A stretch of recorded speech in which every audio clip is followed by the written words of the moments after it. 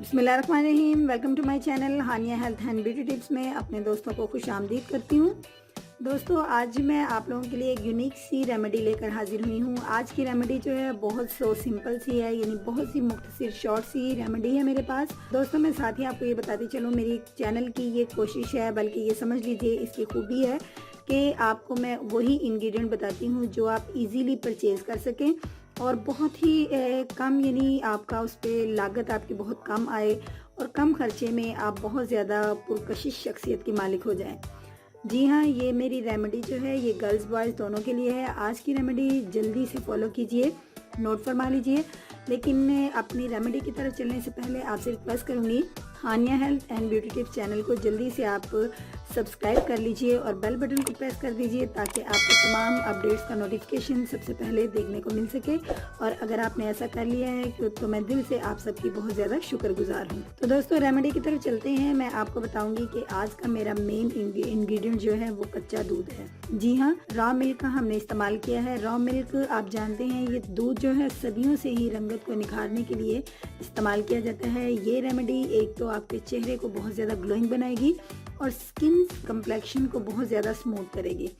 कच्चे दूध के अंदर नेक्स्ट जो चीज़ हम ऐड करेंगे, लेकिन इससे पहले हम अपने इस बाउल के अंदर ऐड करेंगे कच्चा दूध। दूध की ये मिकदार मुझे लेनी है, 1 टेबल स्पून ले लीजिए। मेरे पास टीस्पून है, लिहाजा मैंने टेबल स्पून इसके अंदर ऐड कर लिया। अब इसके अंदर मुझे ऐड करना है आलमंड ऑयल।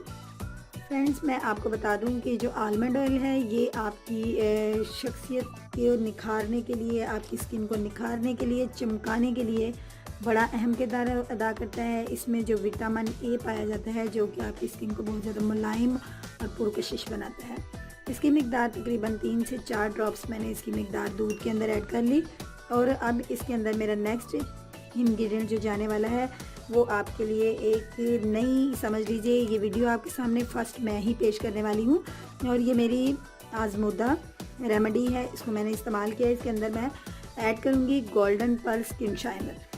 जी हाँ फ्रेंड्स, गोल्डन पर्ल का स्किन शाइनर गुड है हर स्किन के लिए, लेकिन आज की मेरी रेमेडी अगर आपकी स्किन जो है वो बहुत ज़्यादा सेंसिटिव है या फील करते हैं कि आप कोई भी अपनी स्किन के ऊपर चीज़ लगाते हैं तो पिंपल्स बन जाते हैं या रेडनेस आ जाती है या कोई भी आपको इशू हो जाता है, तो आप बिलीव कीजिए विंटर सीजन में आप मेरी ये रेमेडी जो है डेली नाइट में भी अगर आप इस्तेमाल करते हैं तो आप बिलीव कीजिए 15 दिन के इस्तेमाल से आपकी स्किन जो है वो बहुत ज़्यादा ब्राइट हो जाएगी और बहुत ही प्यारा आपका कलर हो जाएगा।